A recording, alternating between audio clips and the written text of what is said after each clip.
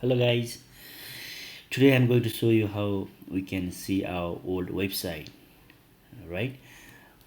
Let's say my current website is this, then I have a different website at 2020, so I can see how was my website at 2020. One is that thing, then another things, if you lost your website, then if you lost your data from the website, then if you want to back those things, so you can see your old website, then you can get back there. Okay, for that here's one good website, that's archive.org. Then you can search it from Google. You can type directly on the as a URL. I will drop this at the description also. Okay, then just click this URL. Then here you will get the option to put your domain name.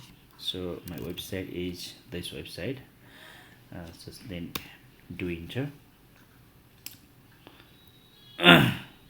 Then now I want to see the for 2020. Okay, for 2020,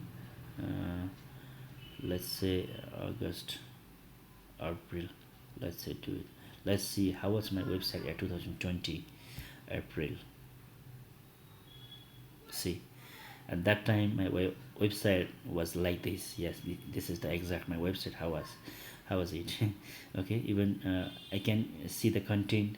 All exact is not coming here, but I can see everything is here. Okay, see, see, I can see the content, I can see the everything is here.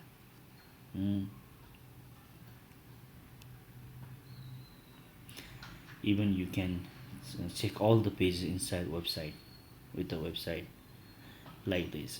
Yeah, in this way guys, you can see how was your website at your previous time, past time.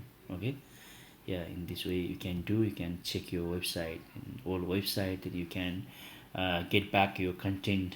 You can get back your design also. Yeah, this is the one of the good website uh, that we call our Wayback Machine also.